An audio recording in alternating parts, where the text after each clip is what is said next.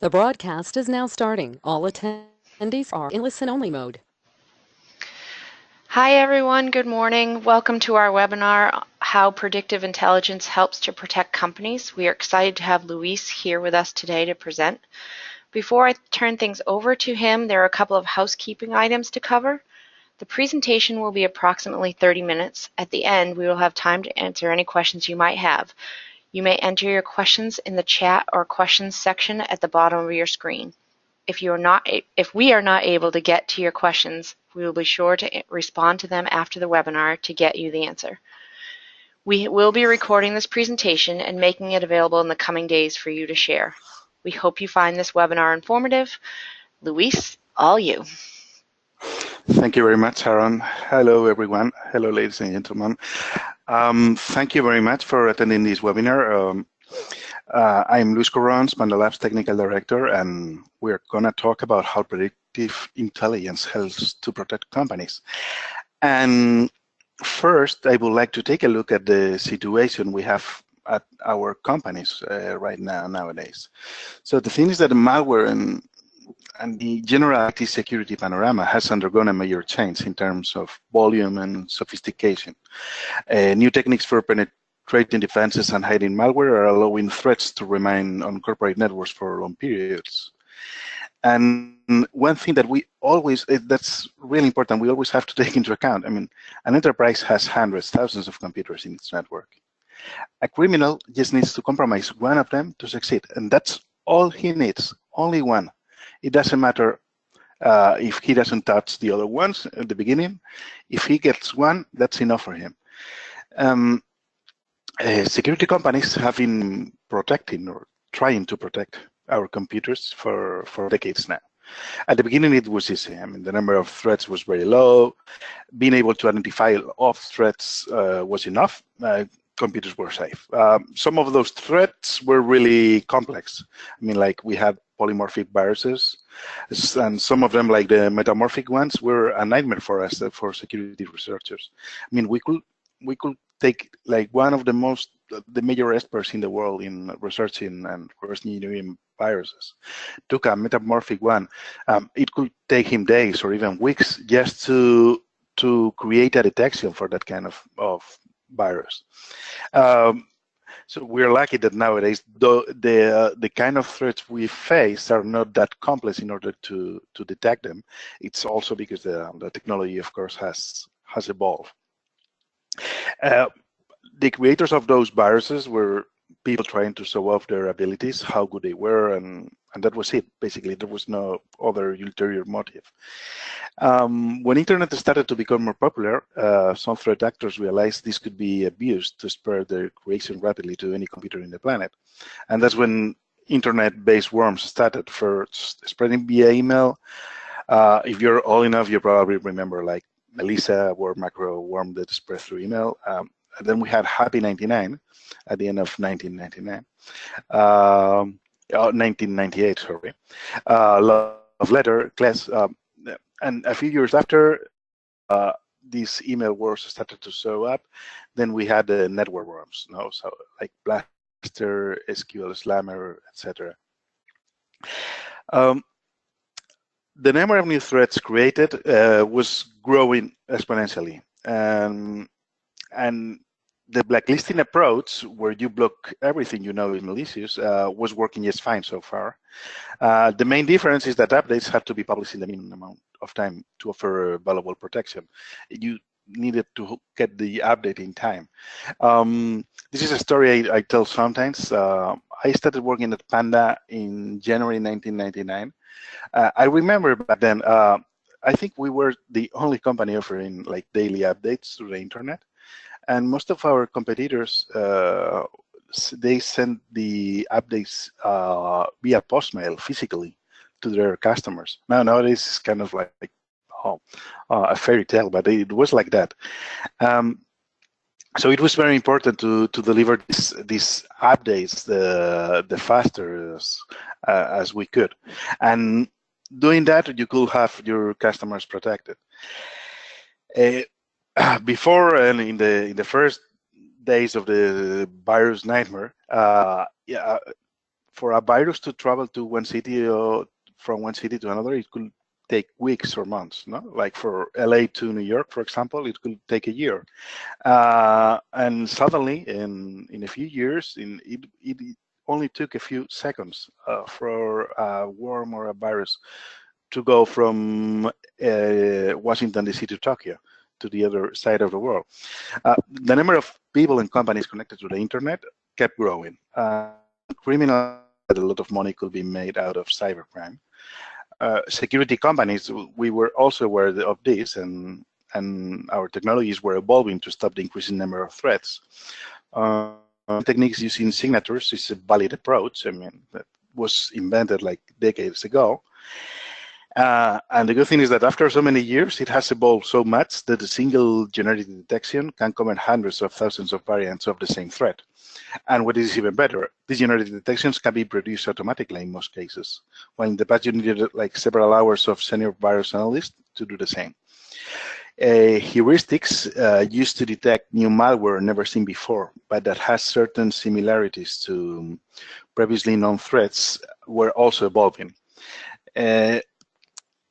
But always from the security companies have to water them down to avoid false positives, as those can disrupt customers' computers, and none of us want that. Then we have emulation, sandboxing, behavior analysis. Those are among the different technologies that have been improved or created during these years. All of them with the same goal: identifying malware without the need of signatures, always from the blacklisting approach. Of course, cybercriminals created anti-emulation technologies, sandboxing detection, and as many countermeasures as possible. Cloud was adopted by security vendors, and updates that could take several hours to reach their customers now can be delivered in a few minutes, seconds sometimes. Cybercriminals were also evolving. At the end of the day, their income was depending on that. So before releasing their malware, they tested against the different security solutions in the market to make sure they are not detected, modifying their threats as many times as needed. Some people thought that the traditional blacklisting approach was not the right one, so they tried the opposite one, which is called whitelisting. Instead of spending resources on identifying the never-ending flood of malicious software, their approach was to only allow the execution of files known to. And to be honest, it made sense. However, it had a few issues. Even though the number of malware never ceases to increase, the same happens to goodware. That's all non-malicious software. And being able to classify all goodware is not achievable. I mean, the amount is many times bigger than the amount of malware. And if you go to corporate environments where there are always a number of custom-made programs, there was no good way to do it. And actually, vendors of whitelisting solutions became aware of that. And the only way they found to solve this was giving their customers the ability to whitelist software by themselves, which is kind of funny somehow. It's like if as an antivirus company gives you the antivirus and tells you, okay, and if you see something malicious, you can create the detection by yourself. Yeah, that's fine, but who is the expert? I mean, the vendor is supposed to be the expert, the one telling you which is good or which is bad, no? So that's the problem they had with the whitelisting vendors. That they, at the end of the day, they relied on their customers to maintain the whitelist of each of one. And so at the end of the day, the result was the expected with this. I mean, the amount of workload was so big that it could only work in very specific closed environments where no new software had to be installed. Although even in those cases, there are software updates, which becomes an issue with these whitelisting approaches. And on top of this, what if some cybercriminal has hacked the software maker and has Trojanized the application, for example? And this is not science fiction. I mean, it has happened again and again. And you might be aware of one of the latest cases. It might sound familiar to you. Remember the latest petty attack in Ukraine that affected companies all around the world? Do you know how the computers were infected with it? It was through an accounting software called MEDoc the attackers hack into the server of the software maker and modified certain files. So when the users got the latest update of their software, it had the same functionality as always, plus an extra, the capability to install anything that the cybercriminals wanted. They had Trojanized the application. That's another of the weak points of the whitelisting. And of course, we cannot forget about all software vulnerabilities, those security holes present in any kind of software that allow attackers to compromise our computer, which means that even if the whitelisting approach works, it won't protect us against this. And it's not that I'm being pessimistic. I just want you to know the truth of the situation, and it is even worse than this. I mean, let's recap a bit. We have blacklisting and whitelisting technologies. So whitelisting, we have just talked about it. The main strength is the certainty. I mean, only allowing goodware to be executed, at least theoretically. That's something that the blacklisting can never give you. I mean, the blacklisting is only telling you, okay, I know that this was bad and I stop it. I have no idea what else is running in your computer. But what I knew it was bad, I stop it. Whitelisting, its main strength is this one. I mean, it's like, I will only let run wherever I say it is trustable. On the weakness side, well, we have already go through that. The workload of classified files is transferred to users. In the vulnerability side, exploits can be used to run unauthorized code bypassing the whitelisting technologies. Trojanized programs, fileless attacks, malwareless attacks. So there are quite a few weaknesses here. Going to the blacklisting, if we take a look at the strengths, we have decades of experience. The signature detection technology is capable of effectively detecting hundreds of millions of malware samples. That's there. Updates in minutes, seconds through the cloud, use of the cloud to deliver advanced detection capabilities through machine learning and artificial intelligence approaches.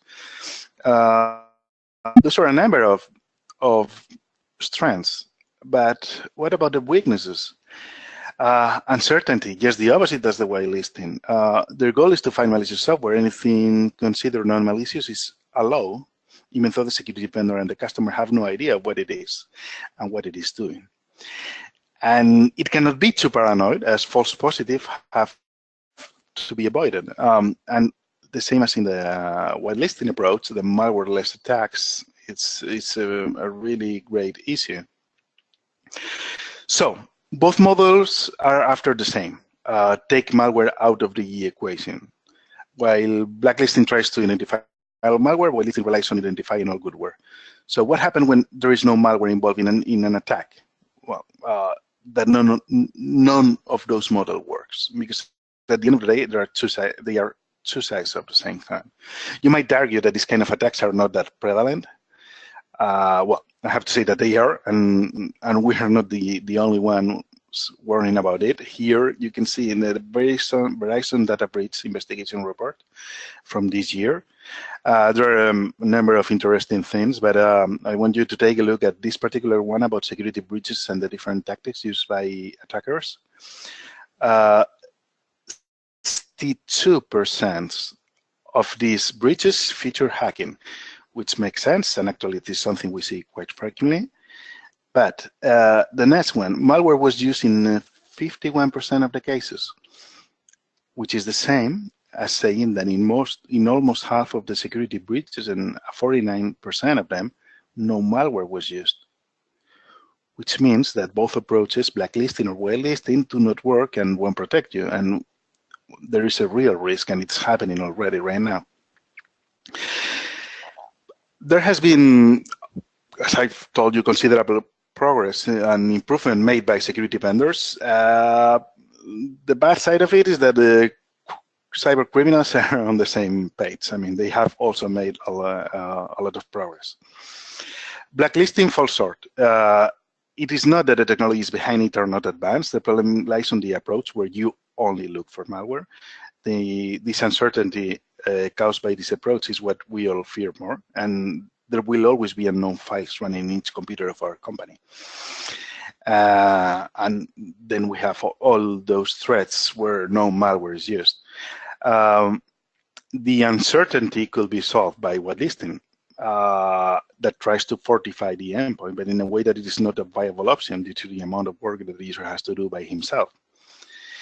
And that's why whitelisting has never become popular. So both have weaknesses that are already being exploited by cybercriminals, and no matter what you use, sooner or later you will be compromised. Because as I said at the beginning, a criminal just needs to compromise one endpoint to succeed. They can try and fail a million times. As soon as they make it, they win. Most, if not all, security vendors will try to sugar this story, but this is the truth, plain and clear. We at Panda Security know this, and we have known it for a number of years right now. All we have always wanted is to offer the best protection to our clients. For that, we are the first one that must acknowledge not only our accomplishments, but our limitations.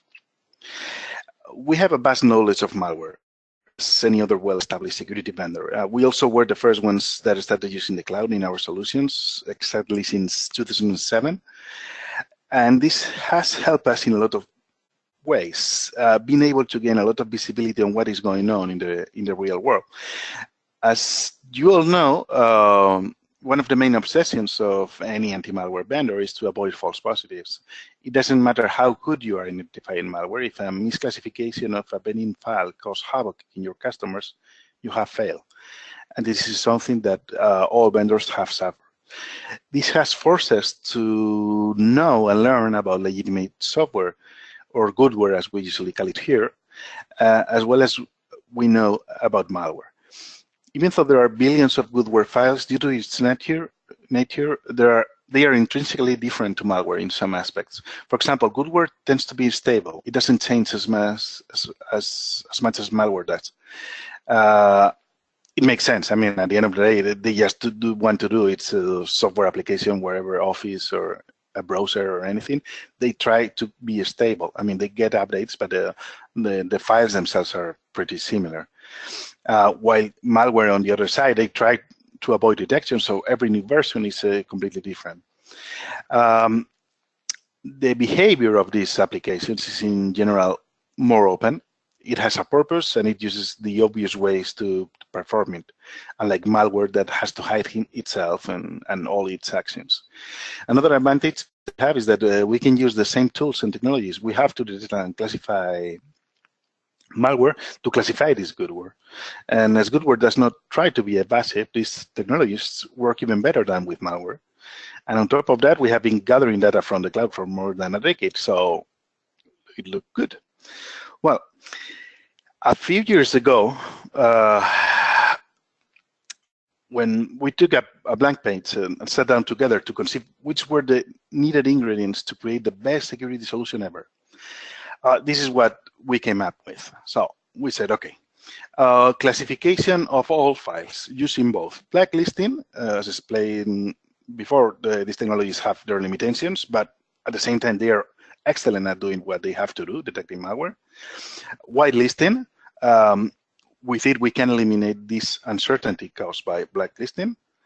Then we needed, of course, automation, because the only scalable and viable way to classify all files is using automation with the best possible accuracy. Real-time monitoring, as we have learned, goodware is already being used successfully by attackers, so we need to know in real time everything that is happening in each computer in real time, being able to detect malware-less attacks. And of course, forensics. It doesn't matter how good we are, cybercriminals will eventually compromise a computer. We cannot always outsmart them, and we have to recognize that. That's why having this component is essential. I mean, as soon as a security breach is detected, with this, we can answer all the questions that need to be answered. Now, what has happened? When did it happen? How did the attackers enter? What have they done? Etc. So this only demonstrates that we were able to successfully name the ingredients to build the best security solution ever. But was this realistic? Could we really build a solution based on all these ingredients? Each computer has hundreds of thousands of files. It does not matter how good you are classifying files and developing automatic systems applying big data, machine learning, artificial intelligence, and all the buzzwords that marketing people in our companies love to use. There are so many files in the world, and so many new ones are created every day that in order to provide this service to our clients, we should be able to classify like millions of files manually, which is, of course, impossible. So what could we do? Here is when we ask ourselves, wait a moment, why do we have to classify all files? I mean, and if you think about it carefully, it really makes no sense. There will be files there in the computer that have been sitting down for years and will stay there until the computer dies. But it doesn't have to be a concern. I mean, as long as the file is not executed, if it is not executed, it cannot do any damage. I mean, it doesn't matter if it is the worst security threat ever created. If it is not executed in the computer, nothing happens. So now we move our focus to the files that are going to be executed. And those are the ones that we have to keep an eye on it. We have to classify and monitor them.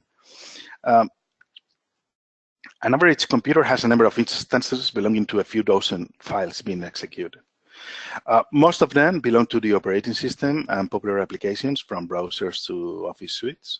So those will be the same in most computers, and they are already classified, which means that not only it is achievable, it is also scalable. Even if we have to protect millions of computers, this is something we can manage, right? Well, no, that's not right. It will only work if your automation is almost perfect, because even in this situation, only taking care of the files that are being executed, and we know beforehand most of them, the number of files is huge. I mean, when you take into account millions of computers. So when we were at this point, we said, okay, how good are we with the systems we had back a few years back? We put them all together, and we were able to classify a 96% of all the new unknown files that came to us.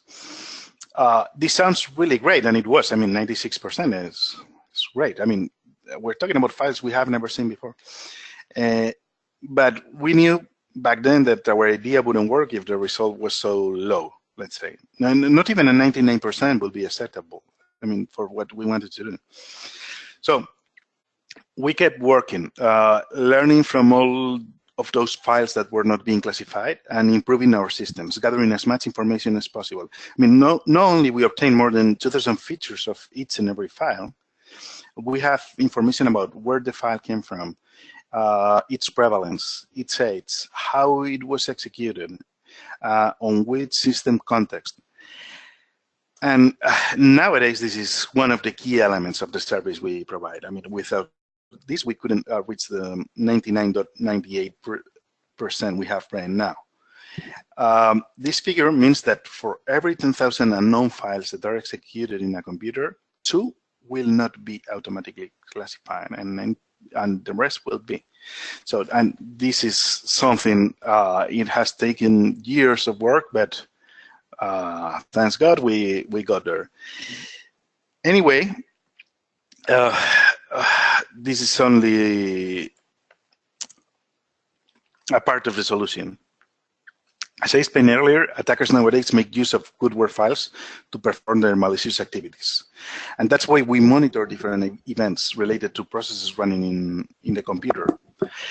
These are some of the main ones we are monitoring, like process creation and remote threat injection, file creation, modification and opening, creation and modification of registry entries, network events such as opening of communications or file downloads, or administrative events, for example, creation or deletion of users. Those are things that really help us to detect early attacks. And this is basically, in short, how we have perfected a way to protect companies, unlike anyone else, I have to say. And I have to say that from a protection point of view, this works incredibly well. I mean, so well that most of the time that our senior malware researchers had to spend in the past, like dealing with malware, we don't need that anymore. I mean, we need a bit, but barely need it. So we have, in fact, created our threat hunting team, which is composed by these guys that they have, let's say, a bit more free time, even though the number of threats has never been so high. And they dig in ton of forensic data, looking for the needle in the haystack, anomalies that could be symptoms or attacks. This team has already uncovered a number of targeted attacks. If you have not had a chance, I recommend you to take a look at our webinar, The Rising of Targeted Attacks, where I explain some of these cases that this team, the threat hunting team, was able to find thanks to these awesome technologies. And this is it, basically. Thank you very much for attending this webinar, and if you have any questions, now it is your chance.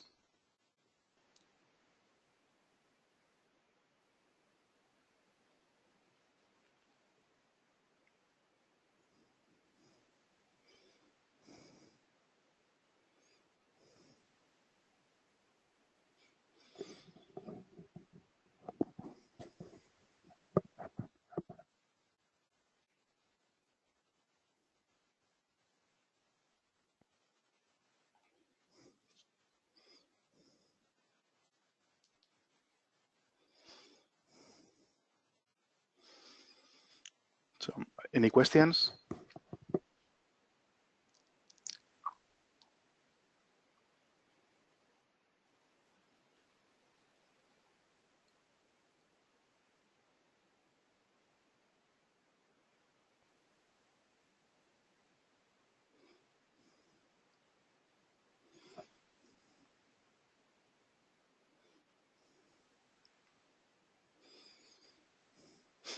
Okay, thank you very much for attending this webinar. Talk to you.